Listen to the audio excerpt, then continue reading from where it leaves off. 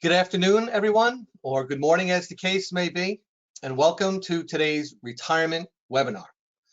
My name is Frank O'Brien. I am a benefits educator here at Wespath. I am joined today by my colleague, Todd Creviston, who is also a benefit educator. Today, we are going to review some considerations, plans, options, benefit elections that will be available to you as we begin to think through and prepare for your upcoming retirement. And on behalf of Wespath, we'd like to say congratulations to you on that upcoming retirement. A few things to talk about before we get started. The first is, this is actually the first of 6 webinars that we're going to be doing. So in conjunction with these 6 webinars, any annual conference-specific webinars or on-site seminars, there are a few that we will be doing. There'll be plenty of opportunities for you to continue to hear about the elections that are available to you. You'll also hear about one-on-one benefit education consultations where you meet with Todd, myself, or other colleagues for a half hour to continue to review your particular situation, your plans, benefits, and options available to you. So the story here is that there's plenty of resources available to you. Please take advantage of all of them. Future webinars will be on March 16th, April the 5th, April the 28th, May the 10th, and May the 18th. You'll be seeing emails along the way around those. Attached to the toolbar of this webinar are 5 documents for you to be able to download as we go through today's session. They include information on what you should be thinking about in retirement. We've generated a new or updated retirement checklist to help you think through the things and monitor the things that you should be taking care of.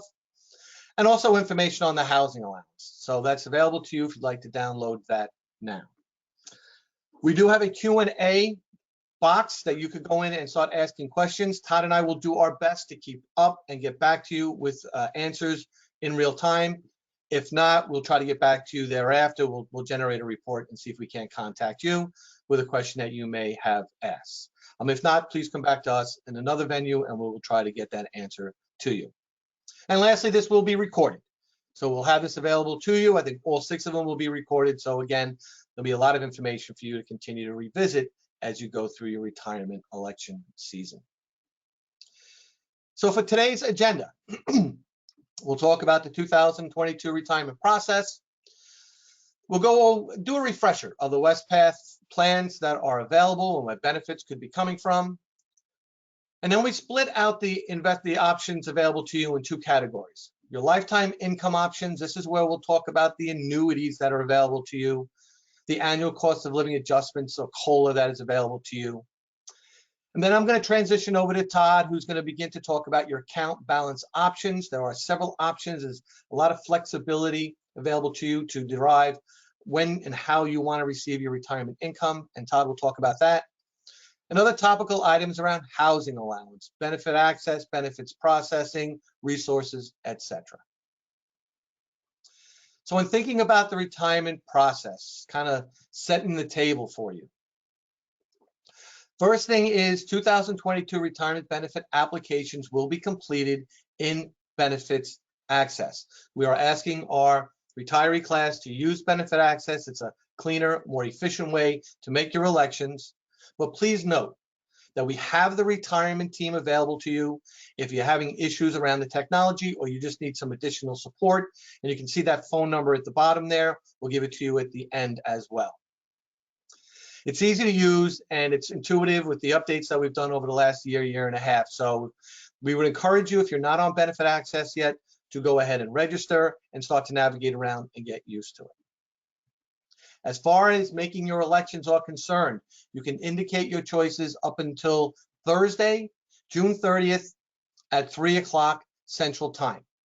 The way I'm talking to you today from the East Coast, I'm on Long Island, New York. So I look at it as when the markets close on that day, 4 o'clock Eastern Time, that's when the election process has to stop. But please don't wait. We use as a rule of thumb, maybe put in your calendar June 25th as the day in which you have completed making your elections. Gives you a few days if anything happens in the world that may change your mind or in your particular situation. But kind of highlight the 20th, 25th of June as the time in which you want to complete making your elections. Other items to consider: what are the provisions for retirement? And this is in the Book of Discipline. We have a normal retirement provision. And this is for those who are age 65 or have 40 years of service, or being the key word there. Someone who is 63 with 40 years of service will attain their normal retirement. We have early retirement. That's age 62 or 30 years of service. Okay, someone age 60 with 30 years of service is also eligible for the early retirement provision. And we'll talk about early retirement in a little more detail momentarily. There's a mandatory retirement age of age 72. And then for those who are in ministry and attained 20 years with us, but then moved on somewhere else, they are able to come back in when they attain age 62 and begin to receive benefits from their retirement plans. So what do I need to do if I'm retiring this year? Well, first, you want to verify that all your personal information is on Benefit Access. It's correct on Benefit Access. Name, spelling, dates of birth, social security number, address, etc., etc. You want to make sure that information is correct. You also want to make sure, for those who are married, and many are, that your spouse's information is correct, because you're going to be hearing about spousal benefits that are available. Again, name, address, dates of birth, etc. You want to verify your clergy service record is correct. You want to do that because there are certain benefits that will look to the clergy service, your clergy service, to determine how to calculate benefits for you. And I will go through a couple of those as we get through this presentation. But also, I think it's understood that your service is your service. Having it in good order overall is a nice thing to have. But certainly, you want to go in, make sure that all of that service has been appropriately captured. You want to review and update your Lifestage investment management profile. So here, actually, for those of you who may self-manage how your accounts are allocated in the Wespath funds, same goes for you. Take a look at Benefit Access, make sure that, in general, those allocations are to your liking. But for those who take advantage of Lifestage investment management, go on to Benefit Access, make sure that the date of retirement is correct, your options for Social Security, and more importantly, what your risk tolerance is relative to your investment style. Are you conservative, moderate, or aggressive? You also want to run your own retirement income projections. Todd's going to speak quickly about the retirement projection later, show you a bit of an illustration on that. But we have that tool available to you on Benefit Access, which leads me to, how do I do all of that? Well, Benefit Access. Again, for those who have not registered, please do. For those who have registered but are not using it that much, please kind of increase that use and get used to the different tools and information that we can provide for you. You can run your benefit projection as a retirement readiness tool where you put in some other financial data around your household, and it does a bit of a gap analysis. You have the clergy service record information, your spousal information, life stage. But here also I'll call out beneficiary designations. No matter who we speak to when we do one-on-one benefit education consultations, we remind people to periodically check their beneficiary designations, and not just your Wespath accounts, but also any life insurance you have, spousal retirement accounts, any other annuities you may have, any other investments that and a beneficiary can be attached. You should take a look at that. God forbid something happens to you, you and your spouse, early into retirement. You want to make sure that whomever or wherever is going to receive those retirement assets upon your passing will do so in quick order. Often we get asked about healthcare benefits in retirement, and we would more often than not send people back to their annual conference. It's very important, but that really is a conversation to have with your annual conference. The idea or the concept of having this checklist, you need to notify your Board of Ordained Ministry within 120 days. You need to notify your bishop. You need to notify your cabinet. These aren't the only things. I'm going to show you a document available to you. It's attached to the toolbar that you want to do. But another thing you want to do is call EY if you're so inclined. You may have your own financial advisor, but EY Financial Planning Services, I'm going to speak about, Todd's going to speak about in more detail. It's a great service that we provide to all of us at Wespath. We're using EY. You can get objective advice, retirement income planning, financial planning, tax efficiency planning. They are there to help and support you understanding going into retirement, the long-term retirement, holistic household financial planning. So put that on the list, check off later on. This is the document. I think it's a new document, or at least it's an updated and revised document I received last week. It's attached again to the toolbar. This can help you think through those items that get you doing the things you need to do now and preparing for the things you need to do to elect your benefits. Got through some of that administrative thinking, some of that going back to benefit access. Now we can talk about actual income and where it will come from. So to begin this part of the discussion, we'll just do an overview of the Wespath retirement plans as they are now. Here you can see we have all of the, what I would say, employer-provided retirement plans that have been provided to clergy throughout this time period. The current plan is the Clergy Retirement Security Program. Here you see that there are 2 rows, and that is because of a change that was made in General Conference of 2012 that impacted the plan, and I'll get into that a little bit later. We also have the MPP, the Ministerial Pension Plan. That's an account balance plan. Employer contributions were being put into an account in your name at that time before CRSP came rolling along, and you'll be deriving benefits from that. And for those of you who are long tenured and have been around since before 1/1/1982, you also have benefits coming from the Minister's Reserve Pension Fund, or how now we refer to it as the Pre82 plan. The Clergy Retirement Security Program is actually a very interesting retirement plan in that there's actually 2 retirement arrangements built into it. The first is this monthly benefit, a defined benefit. I'm going to review with you the formula that derives this benefit for you in the form of an annuity. It's like a traditional pension. But we also have an account balance. I'll hit on it a little bit. Todd will talk about it a little bit more. But you have this account balance, which is an employer-funded account. It's a defined contribution account, where from this account, you can derive retirement income. The Ministerial Pension Plan is also a plan where it's a single account balance plan, but there are actually 2 things that will happen with that. Again, to remind you, this account balance plan was funded by employer contributions. 11 to 12% of your salary went into this account balance. It's in the Wespath funds. We manage it using Lifestage investment management. And going into retirement, you will have 2 options that you have available to you to receive income. The first is 65% of the Ministerial Pension Plan, you will make an election and go and buy or purchase an annuity. But then that remaining 35% is an account balance to you, similar to the CRSP DC, where you'll be able to determine how, when, and how much retirement income you want to derive from that account balance. And then lastly, on the employer side of things, there's the Pre82 plan. This also provides a monthly benefit to you. And for those who are married, there will be a surviving benefit. The surviving benefit percentage is set by annual conference, and I'll speak to the Pre82 plan for a few moments before I transition to Todd. But as we know, this is not the end of the retirement plans that we provide. We also have the United Methodist Personal Investment Plan, or UMPIP, or UMPIP. As we like to say, we love our acronyms here. So you have the UMPIP plan. This is the plan where you participate in a defined contribution plan, investing in the Wespath funds to continue to provide income in retirement for you. So we put them all together, and these are the retirement plans provided for now at Wespath, or legacy plans for which you still derive income. So your lifetime income options from the plans that I just reviewed. This lifetime income option is something where it will be in the form of an annuity, which I'll review with you. And these annuities will have annual cost of living adjustments attached to them, except for the Pre82, but we will go through that. Lifetime income means lifetime. You cannot outlive this benefit.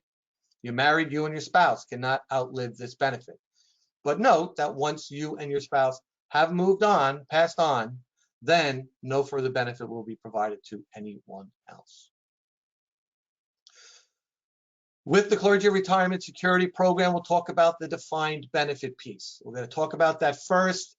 It's more complicated, and the decisions that you make are not revocable. Complicated might be maybe somewhat of an exaggeration, but there are elections you'll need to think through and make. The form of annuity, I'll review. The COLA percentage, I'll review. But once you make your elections and you go into pay status, so 7/1/2022, once that occurs, These options are irrevocable. You cannot go back and change the type of annuity or the COLA percentage that you elected. They stay in place. It is not a balance. This is not an account balance in Wespath funds. This actually is a formula, and the formula has three factors or three variables in the formula. One of the variables is the denominational average compensation, or DAC or DAC, okay? The denominational average compensation. The other is a factor, it's the retirement factor. You see the two rows for CRSP. When the plan first rolled out, the retirement factor was 1.25%, but was subsequently changed to 1%. So we have that in the formula by virtue of the time frame. And then the credited service you have in the time frames that apply to the factor just reviewed. So the DAC times the retirement factor times the years of service in a particular time period. This DAC, the denominational average compensation, kind of is what the words say. We look at full-time appointed clergy, get the compensation as the numerator, the number that we got, we come up with an average for 2022. The denominational average compensation is $75,570. We always look a year ahead, so we know that the 2023 DAC will be $76,221. When we talk about the factor, for the time period of 2007 through 13, the factor is 1.25%. But as I indicated, General Conference, it was General Conference of 2012, reduced that factor to 1%. So as of 1/1/2014 to, for today's conversation, June 30th, 2022, that factor is 1%. And then we have the credited service. So in the first time period, we have the credited service of 7 years. We know the denominational average compensation. We know the retirement factor is going to be 1.25%. So with that, we will do the math and determine the amount of benefit available. We have the DAC, 1.25%, and for today's discussion, full-time appointed, 7 full years of service. And now we do the math. We multiply the DAC by the factor, by those years of service, come up with an amount, divide that by 12, we end up with $551 per month. And these are just examples, these numbers. These numbers are just examples. I should have said that going into this. We put that number to the side. We have the second period of service. January 1st, 2014 through June 30th, 2022. And here we have the same DAC, but the retirement factor is 1%, reduced down to 1% as a result of General Conference. And then we have 8.5 years full-time to June 30th, 2022. We do the math again. This times that times the other thing comes up with an amount, divide by 12. In this instance, it's the $535 a month. Now we simply add them together. Excuse me. The $551, the $535, $1,086 per month. That's the initial look at the amount available to you. But will things impact that amount? And the answer to that is yes. Certain decisions that you make, elections that you make, can and will impact the overall annuity amount that you receive on a monthly basis, on an annual basis. Versus the surviving spouse benefit. I'm going to go through 3 forms of annuities that provide spousal benefits in retirement. The cost of living, or COLA adjustment, that we're going to review. For the CRSP, it is a minimum of 2% annual increase in the annuity. That's that COLA. We'll review other options available. And then early retirement. I talked about early retirement a few moments ago. Early retirement is for those who are either either 62 or have 30 years of service. I have an example here to explain how the early retirement provision works. For the sake of simplicity, this person is the full 2 years into early retirement. The way it works is that for each month of early retirement, there is a reduction of 0.05% in your benefit. That comes to 6% per year. For this individual, it's 2 full years, it's going to be 12%. So we've calculated the initial amount to be $1,086, but this person is retiring 2 years early according to the Book of Discipline, and so there's a 12% reduction, or $130 reduction, which comes to a $956 per month benefit. But there's something else I'd like to point out to you here. This early reduction, if you make your election and it's early retirement, that reduction will apply. But you can defer making your CRSP DB election until you attain age 65. And at that point, you would receive the full benefit. So in our example, the full $1,086 as your benefit without reduction. You just don't receive anything for that two-year period of time. And then the COLA percentage that you attach to it will stay with that. So if your retirement plan, your income plan is such that you can defer that CRSP DB and not experience the reduction, then you can wait till age 65 or even age 64 and only have a 1-year reduction and then begin to receive your benefits. But either way, at age 65, make the election because there's no further benefit thereafter. We have the defined contribution component of CRSP. This is a defined contribution account. It's an account balance. It is funded with 2% of employer contribution, required, mandatory, non-matching. And then for those of you who are in UMPIP, we hope all of you are in UMPIP, at least that 1%. If you're at that 1% or greater, you receive another 1% matching contribution into CRSP DC for 3% of your compensation, funding that account for your future retirement. In that account balance, you have the option to self-manage how you would like those, what funds you would like to use for the allocation of those retirement funds, or you can use Lifestage investment management. It's available to you as cash distributions. You'll hear more about this from Todd. You can roll this over to UMPIP, most do, or you can roll it over to another retirement plan, but we always caution with that because it's highly unlikely that you will receive the housing allowance tax exclusion from a retirement vehicle outside of a church pension plan like Wespath. Can't say 100% certainty, but I can say it's highly unlikely you would. So something to think about from a tax efficiency planning perspective. We can leave this on account until you attain age 72, and then required minimum distributions occur where the IRS steps in and says, okay, now we need to generate a little bit of activity, some distributions, some tax activity to fund the treasury. And unlike the lifetime income annuities and COLA, where if you both pass away, no one receives any further benefit, if there's an account balance still in place at Wespath and both of you have passed on, whatever is remaining will be provided to your named designated beneficiaries. So again, please have them in good working order. The next plan is the Ministerial Pension Plan. This is a plan that has one account balance, but we're going to do two things with that account balance. The first is at retirement, 65% of that account. When you make an election to receive your annuity from the MPP plan, 65% of that account balance will go and buy that annuity. But we have the rest. We have the 35%. Again, this is an account balance, so you'll be able to derive retirement income as you so choose. Putting these together, 65% gets the annuity, 35% is an account balance. I've talked about the CRSP DB annuities. Now this MPP 65% and the annuities. Now we'll spend some time actually reviewing the annuity options that are available to you. First, what is an annuity? Well, it's a series of monthly payments. And in our instance, it's monthly payments, series of monthly payments. Benefit payments that last through the participant's lifetime or 2 lives if the joint annuity is elected. All of the annuity types provide you a lifetime of income and if elected can contribute to your surviving spouse. We have 6 forms of annuities. The first 3 forms of annuities are life and survivorship annuities. And again, you can see there are 3.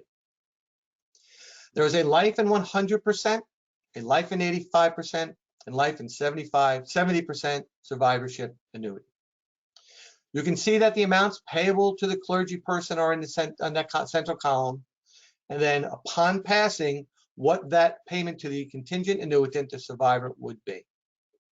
Looking at the life in 70% at the bottom, what that basically means is you as a clergy person, you go into retirement, you pass before your spouse will receive 70% of that annuity upon your passing with whatever COLA percentage that you have elected.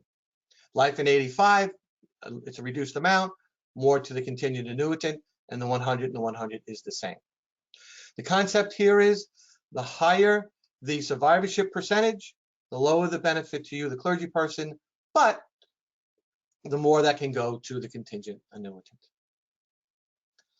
We also have 3 single life annuity options. Here, a pure single life annuity option, you can see it's the highest amount of all 6 numbers. It's right there on top.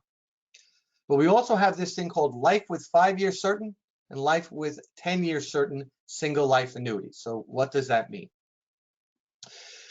With a life and 5-year certain annuity, let's say you have someone in your life that's important to you, you're a niece or nephew, if you're single, you want to help provide for college support, you go into retirement, you say, well, I want to have this 5-year certain, meaning that if something was to happen to you within the first 3 years you passed of that time frame, for the remaining 2 years, up until that 5-year anniversary, that designated beneficiary, that's someone special to you, can receive those payments for the remaining 2 years.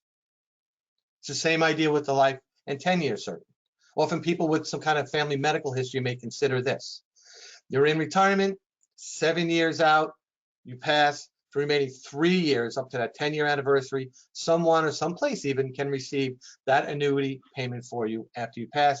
And then at 10 years, no more payment is provided to anyone.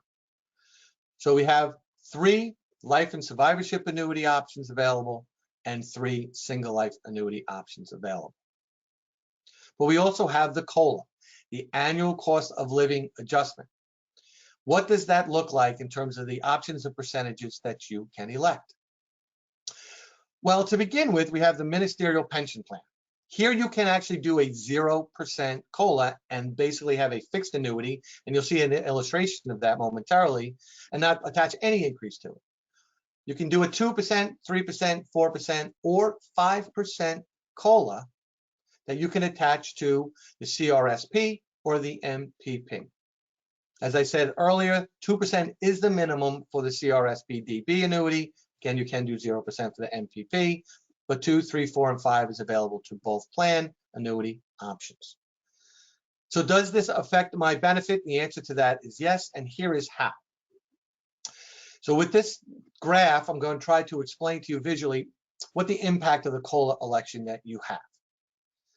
You see 2% is the minimum for the CRSP. We actually consider that to be a normal form of benefit. So in my example here, and these numbers on the left-hand side and the ages on the bottom, but just for illustrative purposes, well, we'll start with someone who starts a life and 70% annuity with a 2% COLA. You can see they're making about $1,700 a year when they first go into pay status, and over time that 2% goes up. But what if working with an EY Financial Planning Services or your financial advisor, you say, I can take less now if I get more later, and I want to elect a 5% COLA. Well, as you can see here, the amount that's initially provided in the annuity is going to, drop down to, let's say, $1,200 here. But at some point in time, 12, 14, 15 years out, don't know for certain, it will cross over, and in the later years of retirement, you receive a greater benefit from that annuity. As I indicated for MPP, you can do a 0% elections just for MPP. And you see that's just a straight line across. That's a fixed annuity. But certain people, when they come to planning, balancing things against other streams of income they have now or maybe down the road, they say, you know what, I'll just get that now. It's the highest amount of benefit now. Later on down the road, other income will supplement that. And then the 3 and the 4%, you can see what the impact is to that compared to the 0, the 2%, the purple there. Concept here similar to the life and survivorship. The higher the COLA percentage that you elect, the lower the amount available to you as the initial benefit. Coming back to considerations around the MPP and closing the MPP discussions, again, you can leave on account to age 72, the required minimum distribution. You will have annuity and COLA options to choose from for that 65%. But here's an interesting note here as well. You can go into retirement, and let's say the markets are a little hinky, and say, I'm going to take that 35% because I need to derive retirement income now, and I'm going to roll that to UMPIP. But that 65%, I'm actually not going to get the annuity yet. I'm going to leave that invested till a future time, no later than age 72, to go ahead and make that election there. So you can actually kind of split the two and deal with them separately. This is another good example to speak to EY Financial Planning or do a one-on-one benefit education consultation with one of us. You can roll it over to UMPIP, again, another retirement plan, red flag, housing allowance tax advantage, and you'll have other distribution options that Todd will begin to share with you very shortly.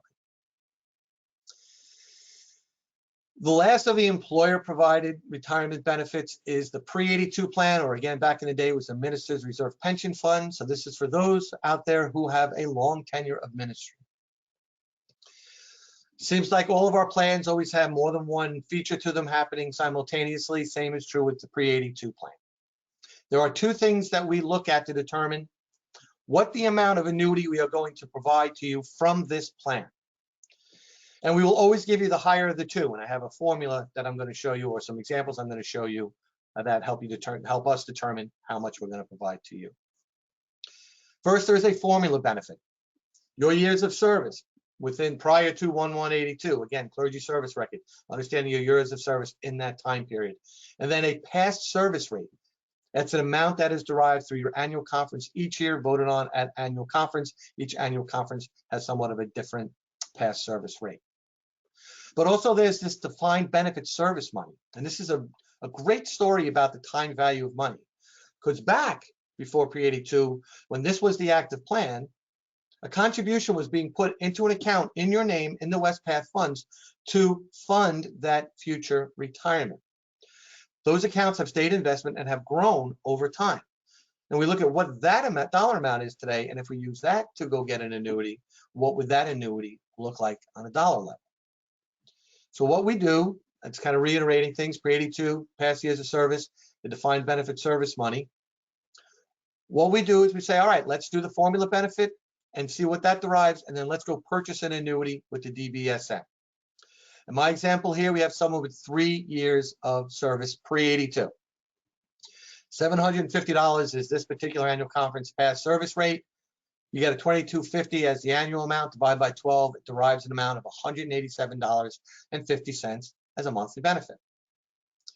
But that account balance that got funded back in the late 70s and 1980, that's grown to $75,000. Well, if we convert that to an annuity, that comes to $37.50 per year, or $312.50 a month. We will do those calculations, and we will decide which of the two to give you, which will always be the higher of the two amounts. So we do that behind the scenes. You'll always receive the higher benefit. For those where the defined benefit service money and the past service rate is a little closer in terms of dollars, we do the calculation every year. And if some point in time the past service rate calculation exceeds what we got from the DBSM, we will switch over to that and provide you again with the higher dollar amount. The Pre82 benefit is paid for life. If you are a single individual, it's single life, no refund. We don't have those period certains or anything like that. Benefit ceases upon participant's death. For a married participant, each annual conference determines the amount of survivorship annuity that would be attached to that Pre82 annuity, 70, 75, 85, 100%. Again, that is all decided at the annual conference level, and you discuss that, I think, at every annual conference that you have. This concludes my portion of today's conversation or presentation, kind of hitting on the lifetime income options specific to the employer-provided retirement arrangements. And at this point in time, we're going to transition over to Todd, who's going to talk about the account balance options and other topical items of interest. So Todd, take it away. Thank you, Frank. A little bit of housekeeping here.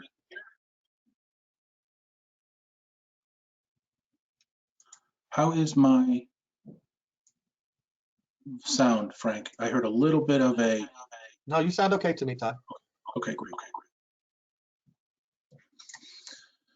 Terrific. Well, thank you, Frank. Welcome, everyone. I will pick up here with the account balance options.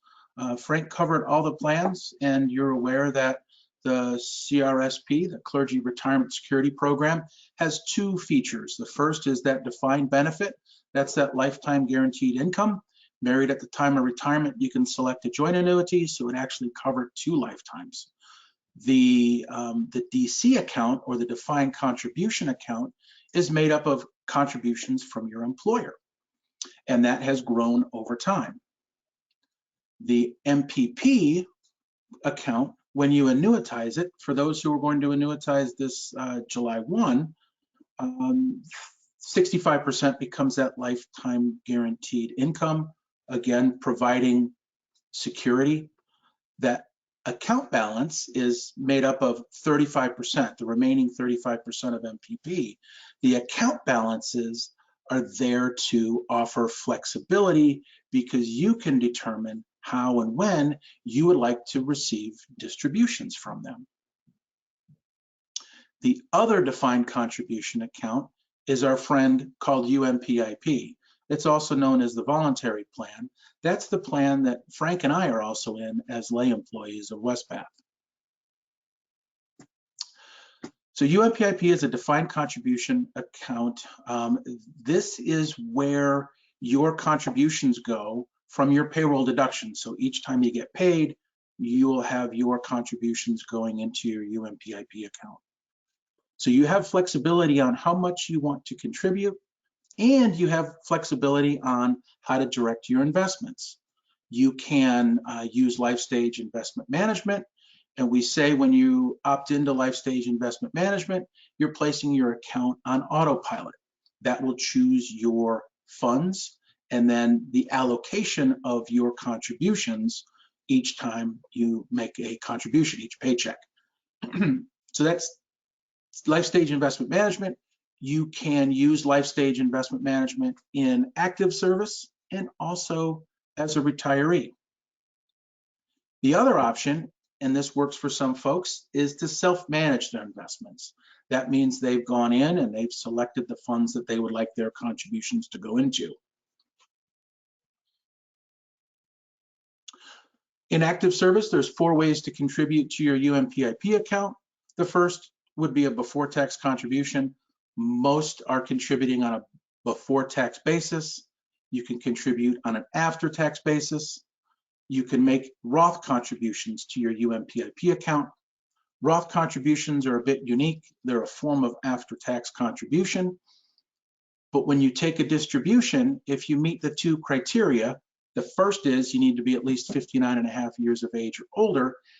The second criteria is that your first Roth contribution needs to be made at least 5 years before your first withdrawal.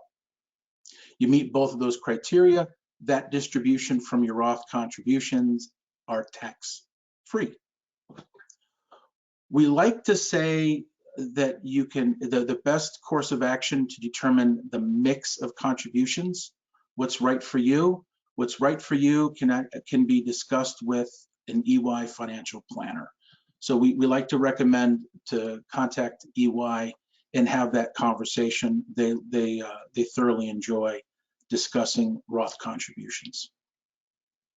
The fourth way to contribute would be through a rollover. And a rollover means that the UMPIP accepts IRS qualified plans or traditional IRAs to be moved from your former employer into UMPIP. So the idea is that that previous plan is portable. It's easy to do by completing that incoming rollover form. All you would do is send that to Wespath Benefits Benefit Plans Department. And it'll take a couple of weeks to process that. The contribution limits, this is how much you can contribute to UMPIP each year. The before tax and Roth combined is a large number. It's $20,500. If you're over the age of 50, like myself, you're allowed an additional $6,500 per year in catch-up contributions for a total of $27,000.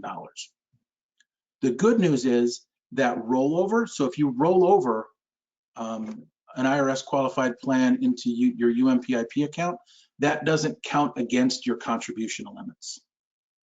The contribution limits are solely from your payroll deduction. And typically the contribution limits are indexed up annually, and the IRS is responsible for that. So that's all about putting money into your UMPIP account. Now, what we're all saving for, what we're all looking forward to is retirement and taking a distribution in retirement. And your first option is to leave the account invested with Wespath until RMD. or required minimum distribution. And that's at the age of 72, okay? So if you don't need the money come July 1, you can leave that untouched until you need it at a later date. Taking a distribution, Frank covered these a little bit earlier. Your choices are to take a full lump sum distribution. And as Frank said, we like to caution participants on two fronts. One, is there any tax consequences with rolling out a lump sum from your defined contribution accounts? And second, what are the implications for that money with regards to the housing allowance exclusion? EY loves to have that conversation because they're financial planners, they understand taxes, they understand clergy taxes, they can help answer that for you. The other option is to take a partial lump sum, so $5,000 or $10,000. Maybe you want to take that vacation that you've always wanted to take. Maybe you're refurbishing the kitchen or updating the backyard porch. That choice is up to you. So a partial lump sum.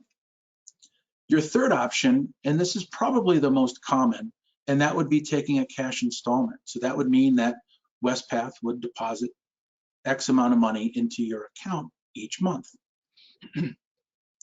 There's two options for those cash installments. The first is self-managed, and that just means you tell Wespath how much you'd like to have deposited in your account each month. And you would do that by going into your benefits access account and entering that amount. The other option is to use Lifestage retirement income. And Lifestage retirement income is a service that will calculate a monthly payment for you that's designed to last a lifetime and with the goal of providing an increase each year. However, because it's an account balance, there is no guarantee that it will last a lifetime or that you'll receive an increase each year based on market conditions. We are able to say, however, that it does offer excellent probability that you will receive a payment for a lifetime. And any balance remaining upon the retiree's death will be transferred to the beneficiaries. If you take a partial or full distribution, Wespath is required to withhold 20% for federal taxes. So that's not a penalty. In effect, that's prepaying your taxes on that distribution. Wespath will withhold 10% on RMDs. And again, that's not a penalty. That's just a prepayment of taxes. Each January, you'll receive a 1099 from Wespath, and it'll show how much income you received from Wespath for that period of time, and whether or not there was any withholding and the amount of that withholding, so that you can use that for your taxes. So a little bit more on required minimum distribution. That top bullet is the definition from the IRS. So it's to begin, an RMD is to begin no later than April 1st of the following year after the participant turns 72. The good news is Wespath will help keep track of that for you. Okay, so should you be in that circumstance, Wespath will contact you with regards to the need to take that required minimum distribution. RMDs apply to all of the defined contribution accounts, so UMPIP, CRSP, DC, and that 35% of MPP. Once you begin RMDs, you will continue to take RMDs, and the amount of that required minimum distribution is determined by the prior year's December 31st balance. If you haven't begun your MPP annuity, your CRSP defined benefit, or your Pre82 at 72, Pre82 at RMD, you'll need to begin those as well. And the IRS has put together a really nice document, Publication 590, to help explain more about required minimum distributions.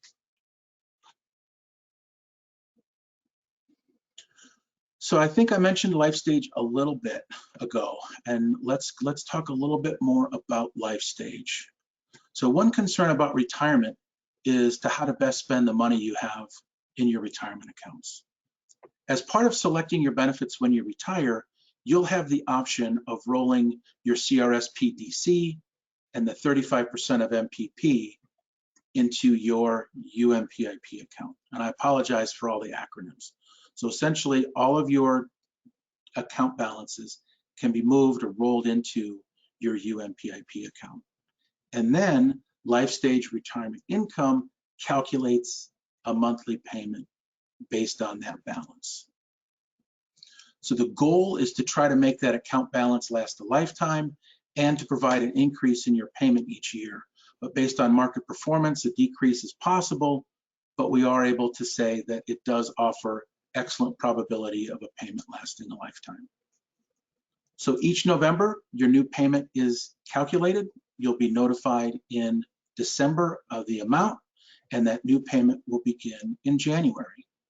And really, Lifestage Retirement Income is there to help counteract two tendencies retirees can have. The first is taking the money out too quickly or taking out too much early on. And then that account dries up. The balance is zero. And when that happens, of course, that payment would stop and you're not able to replenish that account.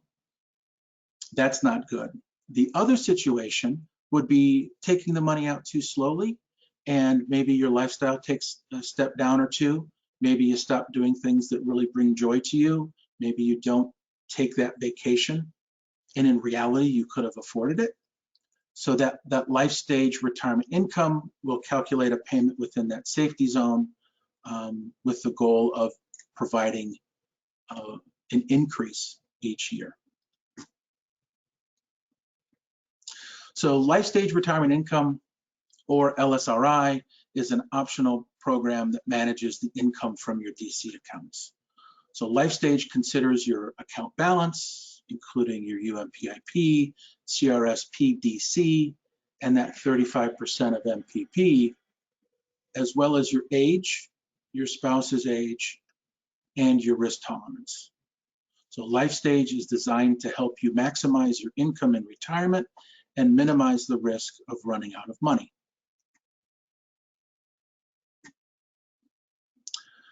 So when you opt into Lifestage Retirement Income, Lifestage Investment Management will manage your account balance. As part of selecting your benefits, I love doing the demos on the Benefits Access portal that demonstrates how to select your benefits. I have to say it's really well done. It's very straightforward, and it's a very stepwise process.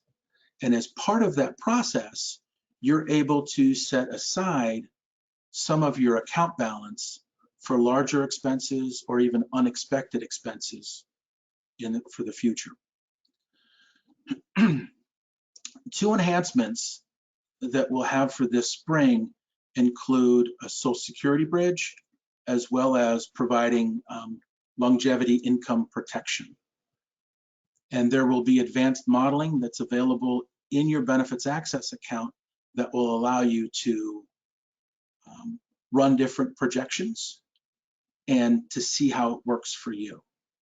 So that advanced modeling, when it's available, you'll be able to log into your own Benefits Access account and run those different scenarios with different amounts of money committed to the programs.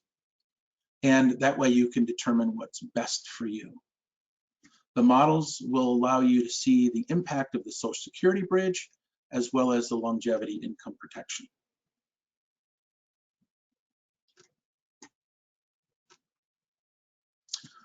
So what we're trying to do is build a bridge using your account balances at Wespath to defer you taking your Social Security until a later date. The way Social Security works is everybody has a full retirement age. So let's say my full retirement age is 67. If I delay my Social Security each year up until 70, that means that my benefit has gone up 8%. So your benefit increases 8% per year for each year that you defer. What will happen is Lifestage Retirement Income will provide the amount of Social Security income that you would have received from Social Security.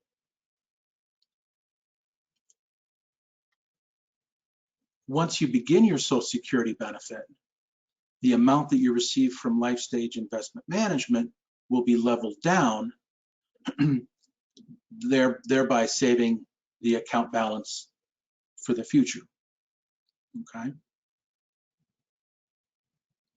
The second option is the longevity income protection, and this will provide a steady stream of income for the later years of your retirement. The way this will work is that you will elect to purchase the longevity income protection at the time of retirement, and that will begin at the age of 80. So when that begins at the age of 80, the amount of income you receive from Lifestage retirement income will be leveled down again, and you'll have that third layer of income coming in. I think this visual does a good job of explaining what I had just talked about. So this visual, this example includes both the Social Security bridge and the longevity income protection. So what you see there is payments coming from Lifestage. So that's the early years of your retirement, let's say from 67 to 70. At the age of 70, your Social Security begins, and there you see there's a decrease in that reliance on that Lifestage retirement income payment because now Social Security is coming in on top. And the next piece, when you reach 80, you'll see the longevity income protection has now come in. The amount of income you're receiving from Lifestage is decreased. And now you've got those three streams of income coming in. So when elected together, the Social Security bridge as well as the longevity income protection, they can help you maximize your retirement income and help to maintain your account balance for a lifetime. So we have some action steps around Lifestage retirement income. So if this is of interest to you, we are suggesting that you create your My Social Security account at ssa.gov. And you will be able to obtain an estimate of your Social Security benefit. Then review your Lifestage investment management profile to make sure that's where you want it. Take a step back to understand all of the sources of your retirement income. If you have IRAs or accounts outside of Wespath, consider those. Take a look at your retirement income that will come from the Wespath plans. And EY is a wonderful resource to help walk you through all of this. And then should you want to roll over a prior employer plan or that traditional IRA, contact Retirement Services, and they can help you with that paperwork.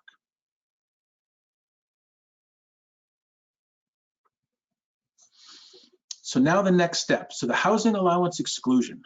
This is a wonderful tax break. And this is in your retired status with your annual conference. So this allows you to exclude income that you receive from Wespath from taxes. How much, you might ask? Well, that's the $64,000 question. And each year, you will go through these three scenarios. In the dashboard, where do we have? These are actually posted under handouts. It's the top document under handouts. So you can go ahead and download that. That housing allowance exclusion form was put together by Wespath. It looks like an IRS form, but it's actually put together by us, and that'll help organize and explain the housing allowance exclusion. Essentially, this is just for your primary residence, and there's three scenarios that you need to go through. The housing allowance exclusion is the least of these three amounts. I like to say that at the beginning because folks get really, really excited, and then they realize that it might be a smaller number. And specifically, the first scenario is actually determined by your annual conference. So each annual conference passes a resolution designating a housing allowance. I've only heard of annual conferences saying or passing that 100% of what you receive from Wespath can be designated as the housing allowance exclusion. So that's the exciting part. So 100% of what you receive from Wespath can be excluded, okay? The next piece is what you actually spent in housing for your primary residence for that period of time. That includes property taxes, mortgage payments, rent payments, utilities, furnishings, and other applicable expenses, including Windex and paper towels. So for that, you'll want to make sure that you keep a bona fide record of all of those different expenses. The third piece is the fair rental value of your primary residence for that period of time. That includes furnishings and utilities. And I've heard of clergy using a local real estate person or a local appraiser to come up with that number. And then they're provided with a document that will substantiate their fair rental value for that period of time. I've also heard of clergy using an online service to calculate that number. In either case, you'll need to have documentation to help to support that number that you came up with, okay? So it's the least of those three examples. That's a screenshot of the housing allowance exclusion worksheet. It's also in the same order that we described. So the first is the amount that was designated as the housing allowance exclusion. Item two includes all the different expenses that can be used in that calculation, in that total. And then number three is the fair rental value and a couple of factors to get to that number. And then number four at the bottom really just shows what the housing allowance exclusion is. It's the least of those three values. So for example, this clergy person, they received $24,000 in pension for that period of time. 100% has been designated as the housing allowance exclusion. They spent $20,000 in housing for that period of time. And then they calculated that their fair rental value of living in that home for the year would be $21,000. We know the housing allowance can't exceed the smallest amount. So that means the housing allowance exclusion is $20,000. So we subtract, or you'd subtract the $20,000 from the $24,000 that you received, and the taxable amount for that period of time would be $4,000.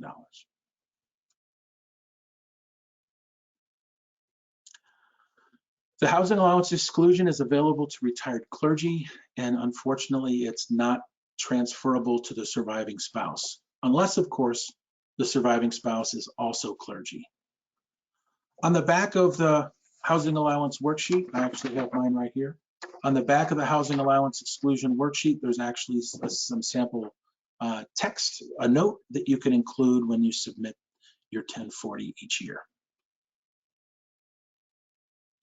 So now let's just talk real quick about the benefit projections. The benefit projection, so you can run a benefit projection at any time. You can go into your benefits access account and run that projection. And that projection is a changeable estimate, and it's changeable based on a number of assumptions. First is the account growth for MPP and for your defined contribution. There's also an assumption for an increase in salary each year, and then your benefit commencement date. You can also change your benefit commencement date. If you want to retire at 65 or potentially 67 or go out to mandatory, you could run all those different projections. You can also select the different benefit types like Frank talked about, life in 70, life in 100, and even change the COLAs. And then you can also say, you can also indicate that you'd like to have Lifestage retirement income calculate a distribution, a monthly distribution from your DC accounts. And this is what it looks like. Rather difficult to read on the screen. I apologize for that. If you sign up for a benefit consultation, we can run it for you and review it. It's a great way to take a look at what that estimate looks like.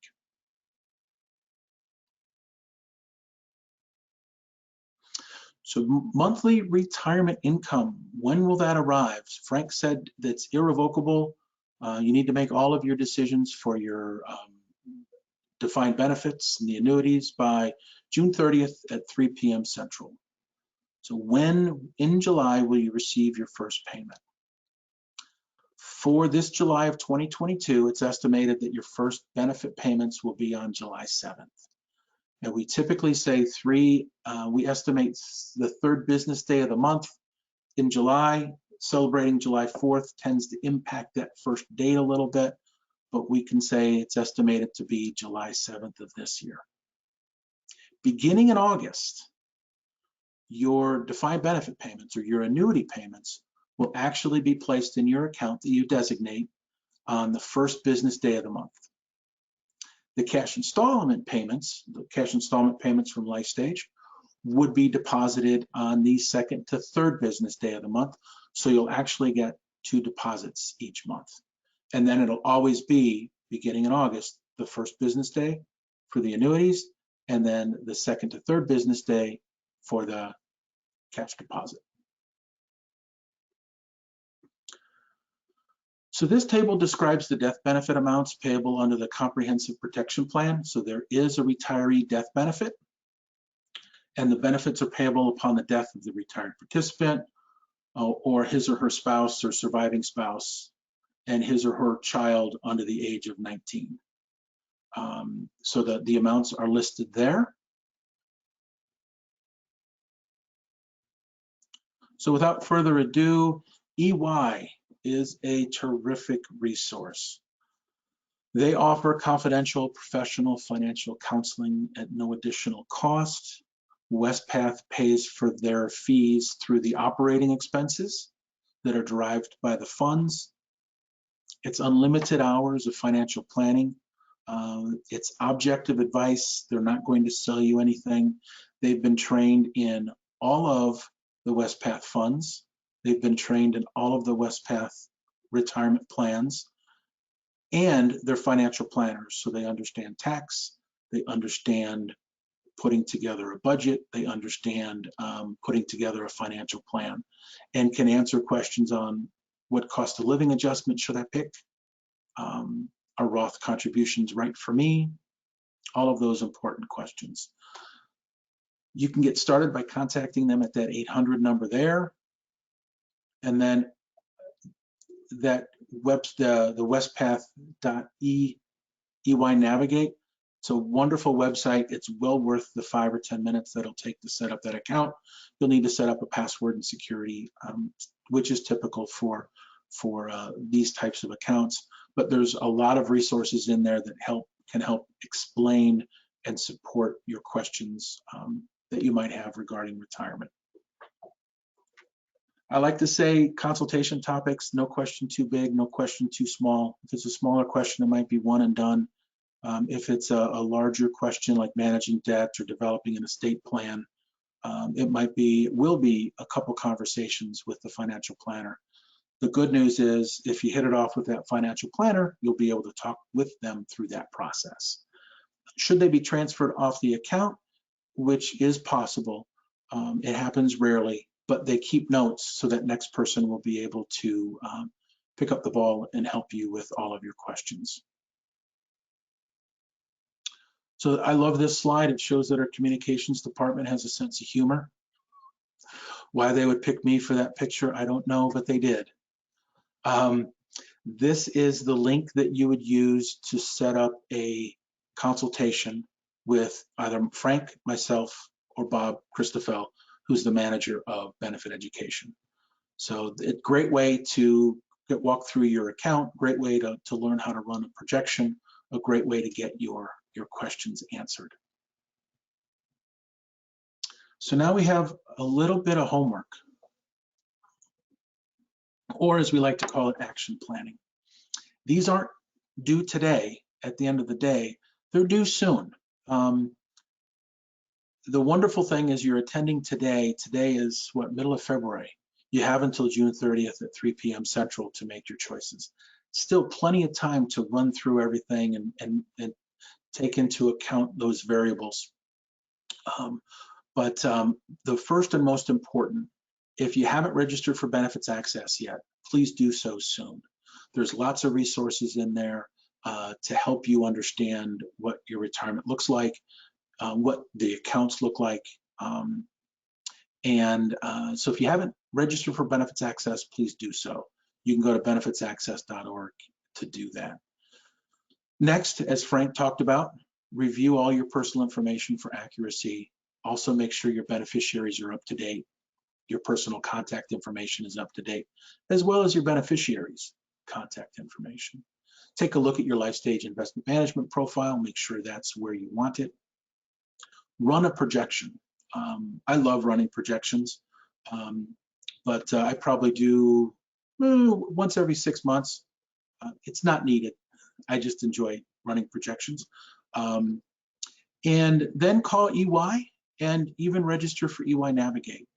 They're a great group of folks to help answer your questions and help you understand some of those decisions that you'll need to make by the end of June. You have a lot of folks here to help, in addition to EY, which is another plug at the bottom of that slide. But you have access to the Wespath retirement team. They're part of Wespath Participant Solutions. So they're the good guys. Those Wespath retirement team, they work with each year's retiring class. So they are professionals. They've helped lots of people. They've answered tons of questions, and they are ready, willing, and eager to meet you and to help you with that process. And that concludes our presentation for today. We thank you for participating. We thank you for your service. Congratulate everyone who has made the decision to retire this July 1. One of the questions that I always love to ask during the consultations, for those that I know that are retiring this coming July, or when they've selected a date, is what that retirement, what July 1 looks like for them. And you hear a lot of different answers, from going hiking to relaxing to playing golf to just taking it easy. So thank you very much. You can also sign up for another retirement webinar should you choose. And I hope that we can, I can meet as many of you through the retirement, through the benefit education consultations. Frank, do you have any closing remarks?